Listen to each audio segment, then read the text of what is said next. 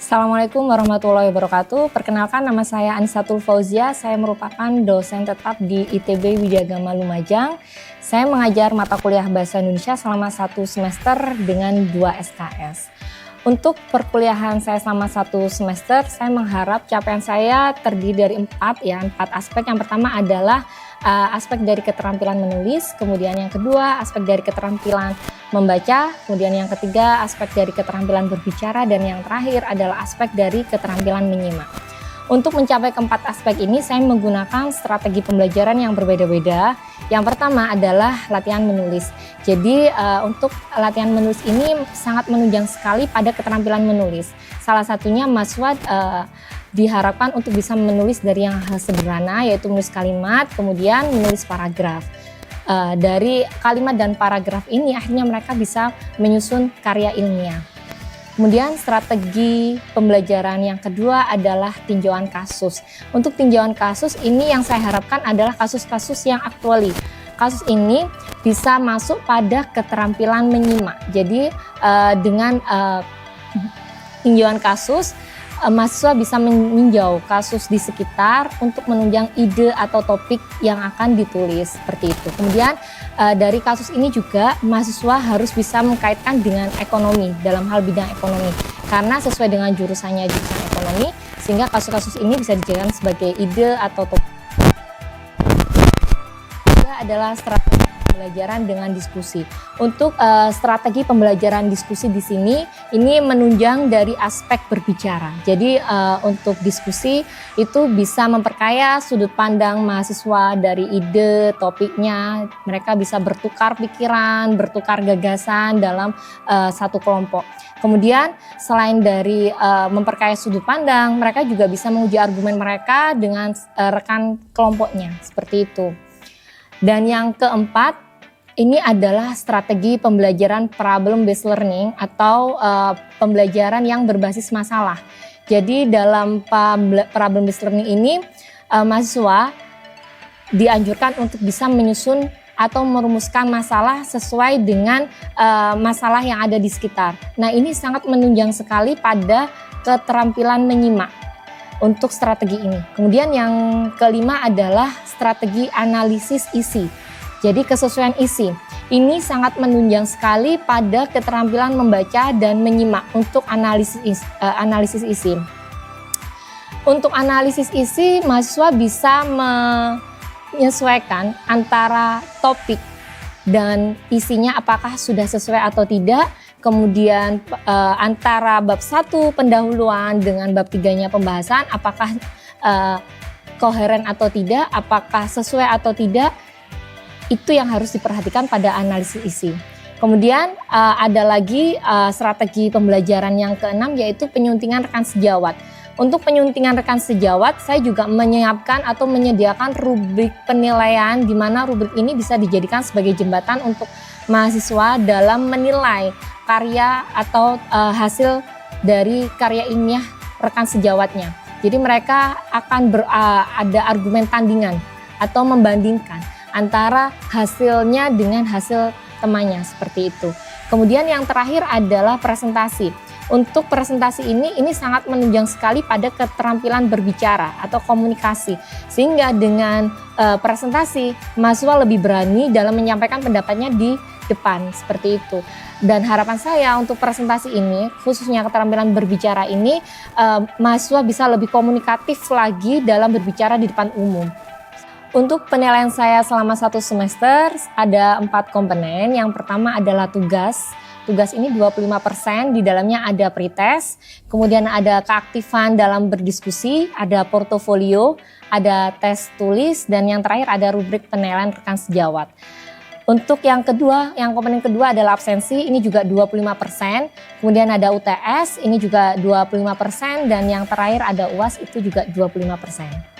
Sebagai bentuk pertanggungjawaban saya terhadap Tridharma Perguruan Tinggi, saya menulis buku ajar yang berjudul Linguistik. Di dalamnya sudah ada paragraf, kalimat, kemudian ada beberapa pola penyusunannya juga, dan ini sangat menunjang sekali untuk keempat keterampilan yang sudah yang ingin dicapai oleh mahasiswa, yaitu keterampilan menulis, keterampilan membaca, keterampilan menyimak, dan keterampilan berbicara. Demikian pernyataan ini saya sampaikan. Selanjutnya mari kita saksikan video pengajaran saya. Selamat menyaksikan. Assalamualaikum warahmatullahi wabarakatuh. Waalaikumsalam warahmatullahi wabarakatuh. Baik, hari ini perkuliahan bahasa Indonesia untuk di pertemuan ketiga ya. Pertemuan ketiga ini Bu Anissa mau membahas tentang karakteristik khusus bahasa Indonesia ya. Dan untuk karakteristik khusus bahasa Indonesia ini semuanya banyak di sini, di buku ini. Ini bukunya Bu Anissa sendiri ya. Ini buku linguistik. Kalau yang kemarin kita membahas tentang ragam karya ilmiah ya. Jadi ragam karya ilmiah itu terkait dengan judul, topik, dan lain sebagainya ya. Nah sekarang kita ke linguistik. Jadi linguistik itu di dalamnya itu ada ini semua, ada paragraf, ada kalimat ya. Jadi itu semua ada di linguistik ini, di bukunya Bu Anissa ini ya. Jadi nanti masing-masing juga lihat buku ya, jadi bukunya Bu Anissa. Baik, untuk sementara kita fokus pada PPT yang sudah Bu Anissa tampilkan ini. Yang pertama kita belajar tentang cerdas menulis kalimat ya. Jadi untuk menulis kalimat itu sendiri, mungkin kalian di jenjang sebelumnya memang sudah diajarkan tentang menulis ya.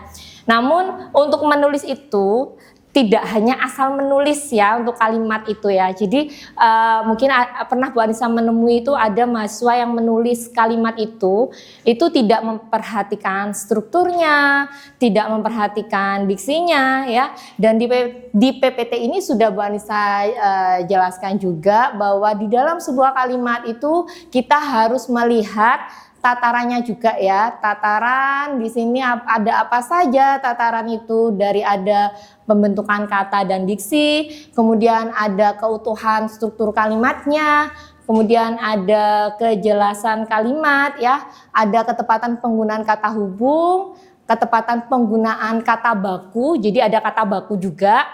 Setelah itu bagaimana menggunakan kalimat yang bernalar ya. Dari tataran ini seringkali ada kesalahan-kesalahan dalam menulis kalimat. Jadi ada kalimat yang panjang sekali ya, ternyata tidak ada subjeknya. Nah kalau untuk itu kita melihat dari mana itu semua? Dari strukturnya ini. Struktur kalimatnya ini ada di penjelasan lebih detailnya ada di sini, di keutuhan struktur kalimat ini ya. Jadi dikatakan strukturnya utuh jika di dalam satu kalimat itu ada subjek, predikat, objek, keterangan, dan pelengkap ya. Jadi itu bisa dikatakan utuh. Namun kalau tidak ada ini semua, tidak ada misalkan tidak ada keterangan atau pelengkap, ini opsional tidak apa-apa. Yang wajib maksudnya tidak boleh sampai tidak ada itu adalah di subjek dan predikat. Jadi di dalam satu kalimat itu minimal harus ada subjek dan predikat. Ya, jadi harus diingat-ingat dalam satu kalimat itu minimal harus ada subjek dan predikatnya. Jika tidak ada subjek dan predikat, ya, meskipun kalimatnya itu panjang sekali, isinya hanya keterangan saja, itu tidak masuk pada kalimat ya, dan tidak bisa itu sebagai kalimat.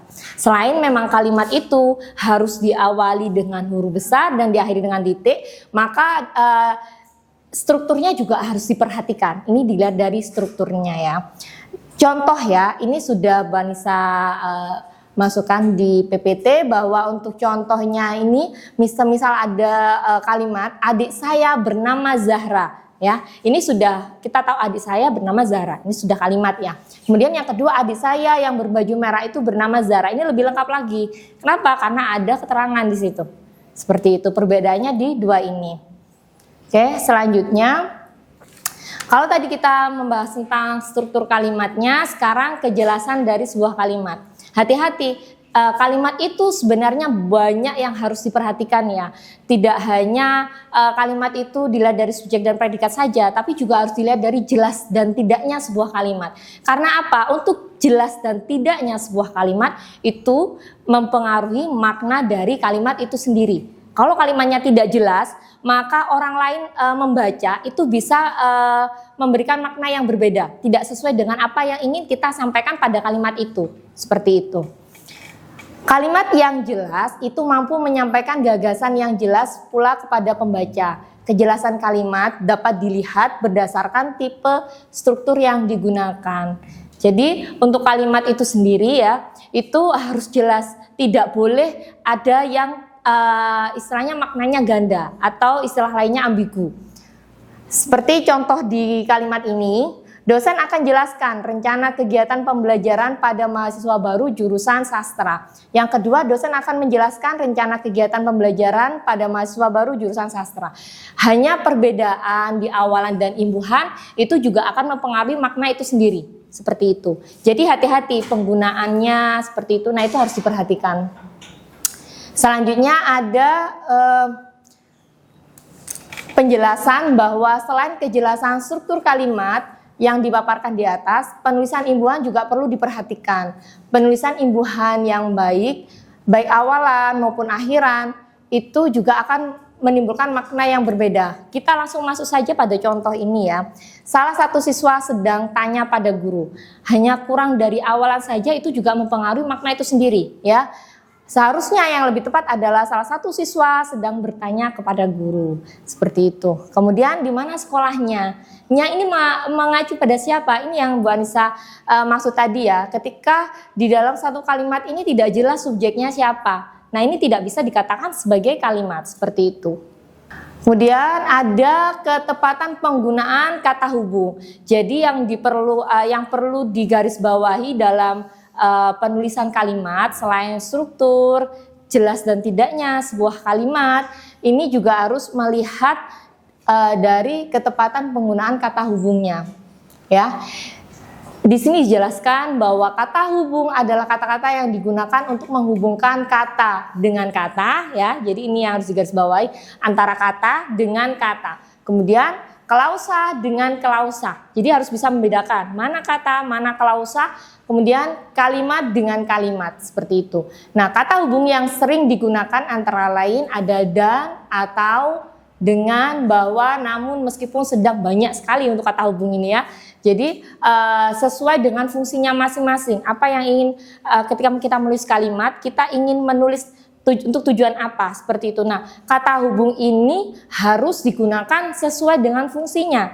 Tidak boleh tidak sesuai dengan fungsinya. Contoh ya, menurut hasil rapat kemarin diputuskan mahasiswa yang diperbolehkan mengikuti yudisium adalah mahasiswa yang sudah menyelesaikan keseluruhan revisi skrip pasca ujian. Nah, perbedaannya apa coba di sini? Perbedaannya hanya di kata hubung bahwa, ya kan? Hanya di kata hubung bahwa saja itu juga mempengaruhi tepat dan tidaknya sebuah kalimat seperti itu. Jadi yang perlu diingat-ingat juga bahwa kata hubung ini punya pengaruh besar juga di sebuah kalimat seperti itu. Nah, ada lagi ini hal yang perlu diperhatikan dalam menulis kata hubung. Selain kita harus menggunakan kata hubung itu sesuai dengan fungsinya ya. Ini ada hal yang harus perhatikan dalam menulis kata hubung. Dalam sebuah kalimat terkadang kita itu lupa, kita itu over ya. Kadang ingin melebih-lebihkan supaya jelas, membaca itu jelas. Tapi hati-hati. Boleh kita memperjelas dengan beberapa kata yang sekiranya itu bisa lebih pembaca itu lebih paham, seperti itu boleh. Tetapi ada beberapa kata hubung yang memang fungsinya sama tapi digunakan dalam satu kalimat ya. Dan ini yang namanya pemborosan kata.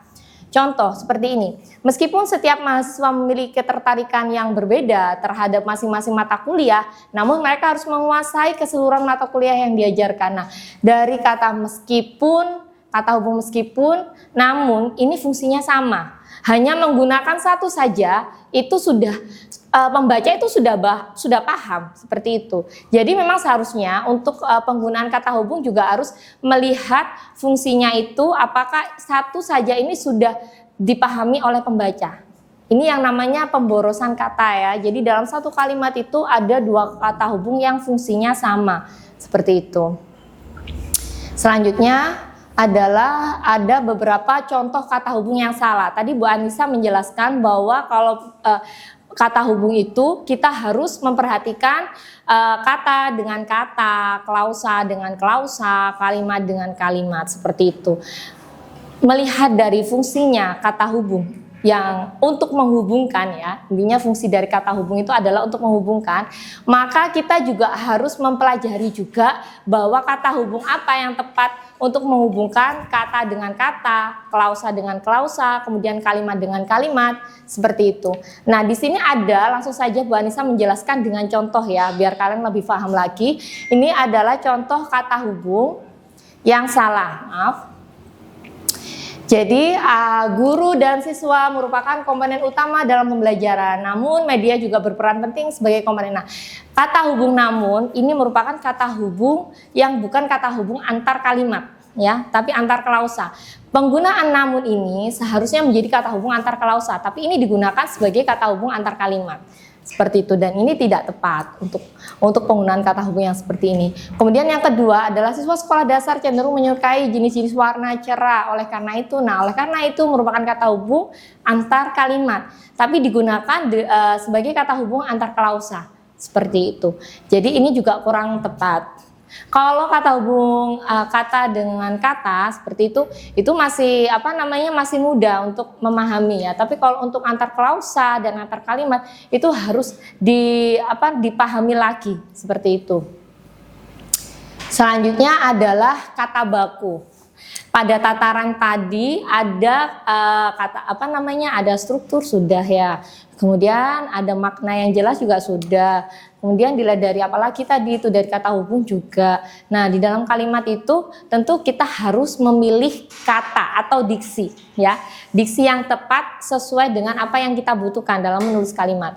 Nah, untuk ketepatan penggunaan kata baku di sini ya. Ini banyak sekali ya untuk kata bakunya. Ini salah satu contoh saja yang Bu Anissa tampilkan di sini. Seharusnya penulisannya yang tepat yang seperti apa? Nah, ada praktik di sini ya. Ini yang tidak baku penulisannya praktek, dan ini seringkali mahasiswa salah dalam penulisannya seperti itu. Kemudian ada sistem. Kemudian di sini yang sering salah apa? Sistem. Apotek juga sama. Ini yang sering gunakan tidak bakunya apotik, karena memang meskipun hanya kesalahan tulisan seperti ini itu juga mempengaruhi baku dan tidaknya kata tadi ya. Aktivitas. Nah, yang sering kita gunakan kan penulisannya aktivitas itu menggunakan F ya. Nah, seharusnya seperti ini ya. Kemudian keaktifan, ada menyatukan, tapi karena ini sering sekali mensatukan, ya, itu juga mempengaruhi penggunaan kata baku. Memproduksi seperti itu ya.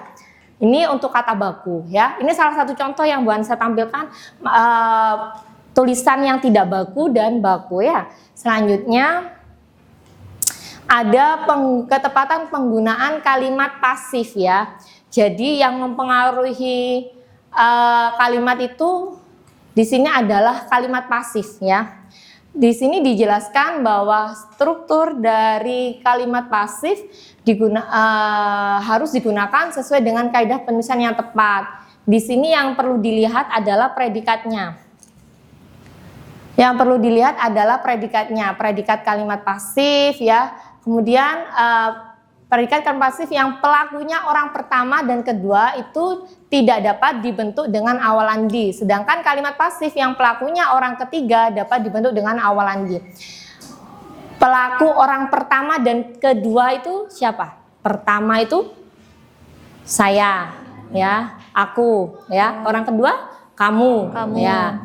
Seperti itu. Nah, untuk subjek yang pelakunya orang pertama dan kedua ini tidak dapat dibentuk dengan awalan di, berarti tidak bisa dipasifkan seperti itu. Jadi aku, saya itu tidak bisa dipasifkan ya kalau pelakunya orang pertama dan kedua. Sedangkan kalimat pasif yang pelakunya orang ketiga itu bisa dipasifkan, bisa dibentuk dengan awalan di. kita lanjut pada contohnya saja ya. Jadi sejak kemarin sudah dikatakan oleh saya bahwa seminar pendidikan itu akan diminati oleh banyak pakar ilmu. Dari sini kita tahu bahwa saya itu kan tidak bisa dipasifkan ya. Kalimat ini tidak tepat yang pertama. Kemudian yang kedua, dan tidak enak juga didengar ya kan. Kemudian yang kedua, sejak kemarin saya sudah katakan bahwa seminar pendidikan itu akan diminati oleh banyak pakar ilmu pendidikan. Ini yang seharusnya seperti itu. Jadi tidak bisa dipasifkan. Ingat-ingat ya, orang pertama dan kedua itu tidak bisa dipasifkan. Selanjutnya adalah menghindari penggunaan kalimat yang ambigu. Jadi tadi sudah Banisa jelaskan sekilas tadi ya, kalimat ambigu adalah kalimat yang maknanya ganda. Karena kesalahan pemilihan diksi dan lain sebagainya itu mengakibatkan kalimatnya itu ganda. Seperti itu. Itu kalimat ambigu ya. Misalnya paragraf. Nah, kalau untuk paragraf ini beda dengan kalimat ya. Kalau paragraf ini yang perlu dilihat adalah berapa kalimat di dalam paragraf itu. Syarat sah dari paragraf itu adalah di dalam paragraf itu minimal itu ada 2 kalimat minimal. Kalau semisal di paragraf itu meskipun panjang tapi ternyata hanya ada 1 kalimat, itu tidak bisa disebut sebagai paragraf ya.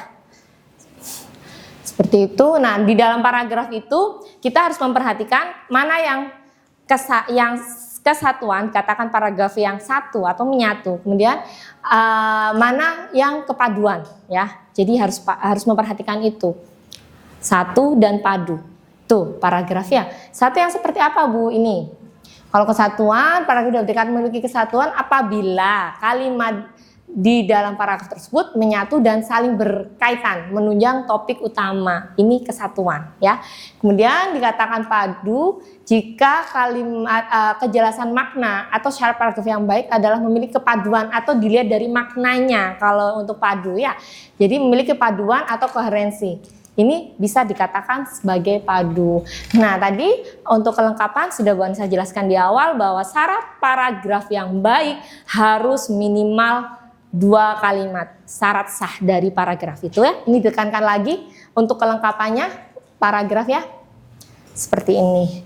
Oke, sekian untuk PPT-nya. Mungkin dari kalian ya ada yang kurang jelas sehingga bisa ditanyakan. Oke, saya Anggi Dwi Witasari izin bertanya. Bu, tadi kan dijelaskan kata baku ya. Nah, kata itu kan banyak, tidak terbatas. Nah, terus bagaimana cara kita mengetahui kata tersebut itu baku dan tidaknya? Terima kasih. Pertanyaan yang bagus ya Anggi ya. Jadi untuk kata baku, kata itu kan banyak ya. Diksi itu kan banyak sekali. Kita tidak terbatas dengan apa yang tadi Bu Anissa jelaskan itu yang apa. Tadi itu ada aktivitas ya. Kemudian ada apotik. Apalagi di jurusan ekonomi ya. Tentu kata yang berkaitan dengan apotik, aktivitas itu sangat terbatas ya, mungkin tidak ada gitu ya. Nah, untuk mengantisipasi dengan mana kata baku dan tidak, itu kalian bisa membawa atau ngeceknya di KBBI, Kamus Besar Bahasa Indonesia. Kalau KBBI dirasa terlalu berat untuk membawa kamus yang besar ya, itu silahkan download aplikasinya, ada KBBI. Caranya gimana? Kalian masukkan saja katanya apa yang mau dicari. Apakah ini baku dan tidak. Kalau seandainya muncul berarti kata itu sudah baku. Dan tulis juga sesuai dengan ada yang di KBBI itu. Penulisannya juga disamakan dengan di KBBI itu. Gitu ya. Ini untuk kata baku dan tidaknya. Mungkin ada yang mau bertanya lagi? Saya Ibu izin bertanya. Dari penjelasan tadi sebenarnya saya masih bingung tentang kalimat aktif dan pasif. Sebenarnya apa yang membedakan kalimat aktif dan pasif itu? Ya, tadi Bu Anissa lupa ya yang penjelasan yang pasifnya ya. Tadi kan yang aktif ya. Oke, pertanyaan yang bagus juga untuk Mbak siapa ini? Risma. Mbak Risma. Jadi untuk kalimat pasif itu tadi sudah Bansa jelaskan, pasif itu awalan di, kalau aktif kan awalan me. Nah, kalau awalan me itu aman untuk semuanya. Jadi tidak perlu memperhatikan subjeknya siapa. Tapi kalau untuk kalimat tadi pasif ya, tadi itu ada predikatnya, harus menyesuaikan subjeknya orang keberapa, apakah orang pertama, apakah orang kedua, seperti itu. Oke, bisa dipahami ya? Bisa, terima kasih Bu. Oke, tadi sudah ada yang tanya diksi ya, ini kata ya, sudah tanya Pak kalimat ya kan. Ayo mungkin ada pertanyaan yang terkait dengan yang lainnya selain kata dan kalimat. Saya Bu. Oke, ya Adit gimana? Saya Aditya Kajunianto izin bertanya. Untuk pola paragraf itu ada berapa macam ya Bu? Dan apakah Ibu bisa menjelaskan masing-masing itu secara singkat? Baik, ini juga pertanyaan yang bagus. Tadi Bu Anissa juga tidak menyinggung soal pola paragraf ya, hanya dari kesatuan dan kepaduannya.